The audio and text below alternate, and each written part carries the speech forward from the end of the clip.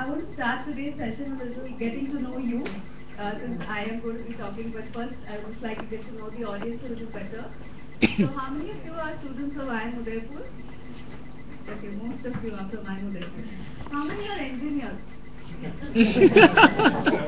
many have worked in Infosys or Wipro, yes, or... Yeah, why they fix that every time? How many of you want to work with Goldman Sachs? So, I mean, your ideal job would be with Goldman Sachs or with McKinsey, or how many of you would love to work with this company? Maybe two. Only one. Are you kidding me? Okay. Well, there's a small change in the program for the evening. I'm not going to be talking about social entrepreneurship. With due apologies to director and organizers. I want to talk about entrepreneurship. What is entrepreneurship? What does it mean to you? I've written 4 books on entrepreneurship. My 5th book is coming out on the 8th of March. And I believe many of you have read my books. Some of you apparently read them as case studies. I mean, I get emails from all over the country from B-school students and B-school directors saying they're using your book as a case study. And I'm really horrified because I could never read the case studies, in the campus when I was studying. Because it had about double the, case study was the appendix with exhibit 1, 2, 3, 4, 5. It was really quite taxing. So,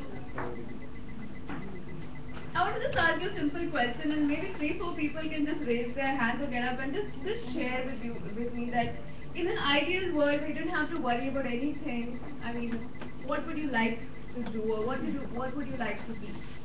Has anyone ever thought of that? Like, what's the real dream like that you have? Anybody would like to share? Yeah.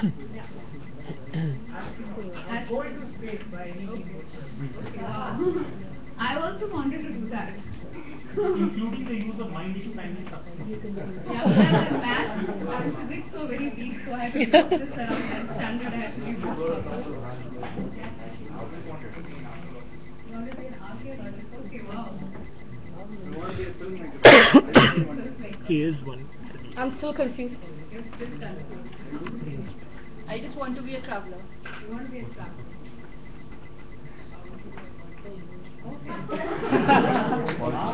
so we do have a wide variety of real dream jobs. I mean, the real dream jobs, the real dream professions are not necessarily going to Goldman Sachs or whatever the, I don't know, the current top job on campus. I think for me, the whole term entrepreneurship is really about creating your own destiny. It's about, choosing a path which is unique to you and which, can create some difference and meaning to yourself and to the society. A while ago, Ashwin said that, he actually had never written a word and suddenly one day started writing, but I really beg to differ because I read a book called The Outliers by Malcolm Gladwell. How many of you have read it? Quite a few of you read it. So what I took away from this book was this whole idea of 10,000 hours. Yes. The fact that you have to pour in 10,000 hours of really passion and devotion into any field, any profession. It could be politics, it could be archaeology, astronomy, sports, business, anything. To really reach a level where you can create something new, different and original, which creates an impact on society, which maybe makes you also famous and rich, maybe. But if nothing, it creates a ripple in the world. And probably Ashwin through his life collected various experiences, and you mentioned that you had a grandfather, who used to send you a book every week and make you write a review about that book. So maybe you had a love of reading. And I think these are all the things which add up. And then, as Mr. Narayan Murthy famously said, that to become an overnight success, it takes 25 years. And really, I realized that today you introduced me as a best-selling author, but I started my journey in writing when I was 17 years old. I was a second-year student in Sophia College in Bombay, and I had an electronic typewriter, and one day I just decided I want to get an article published in the newspaper. So I typed it out and I posted it to Times of India. And I had to also send a self-addressed, self-stamped envelope because about a week later that envelope came back to me with a rejection slip saying editor regrets inability to publish the article due to lack of space. But I was like, okay, I'll send another article because they really wanted to see my name in print. There used to be a column called the Middle Column in Times of India, which was quite famous. I don't know why they've dropped it now. But I used to see some names there and I thought, wow, like if I get my name here, won't it be great? So every week I used to write one article, I used to send it by post, and after 1 week I used to get the self-addressed, self-stamped envelope with the rejection slip. And like this, I did this like around 40 times, and the 41st time my article got published. So, I mean, if you ask me, that was really a big achievement for me. That was something I remember. I got paid 150 rupees or something like that. And it spurred me on to write, and I wrote articles for lots of different magazines and newspapers. I wanted to do journalism. But then, being from a middle class family, my father was a scientist, I grew up in a scientist colony. All my friends were already doing IIT medical or doing PhD in genetics in USA. So as it is, I had chosen to do art. So that was really a big no-no. Like somebody recently said, you know, समाज के शोषित वर्ग art के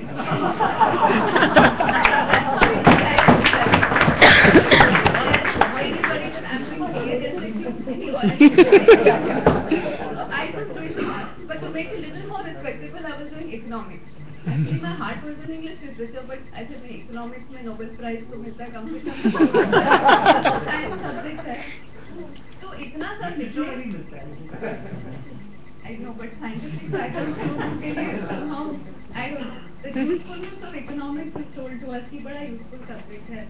आज मुझे कुछ भी नहीं ध्यान है क्या पढ़ा 3 साल. I wanted to do journalism, but I gave CAT. I got into IIM.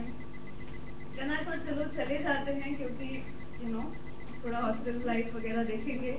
And if nothing एक तो postgraduate degree मिल जाए. Finally IIM में summer training मैंने I did an advertising agency called Lintel, and for 2 months I did a survey on Surf Ultra and Ariel detergent powder. I used to go home to home to get the survey filled, and people were not willing to fill. So finally I went to the local train ladies compartment and I used to just sit there and catch ladies and ask them आप कौन से station पे उतर रहे हैं? So then if they would tell me they're getting down after 6-7 stations, I'll ask them to fill my survey. Those days they didn't have mobile phones, so they were quite happy to talk to me. Like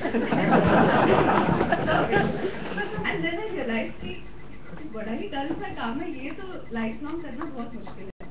I mean, I don't say that there's anything wrong in this job, but it's not the job for me. Like anybody could do it. Rashmi doesn't need to do this job. She has nothing more to add value to this job.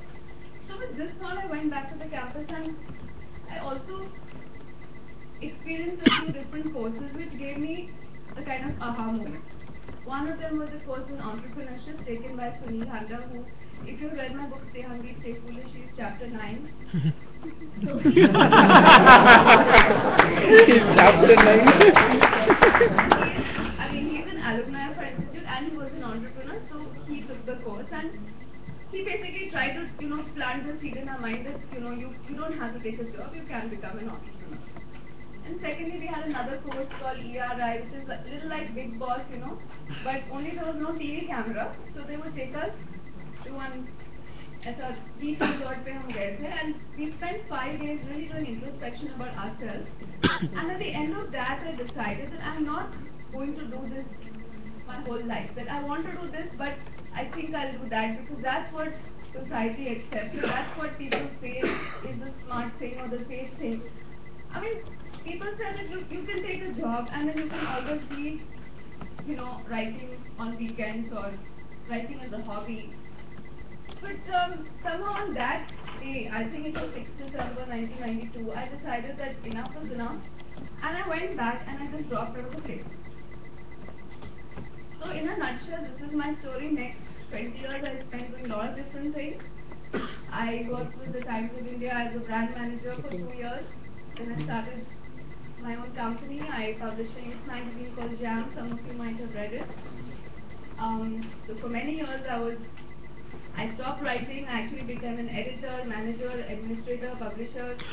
I became, into that. At some point I realized that the reason for which I've done all this, I'm not writing anymore. So really I was actually suffering from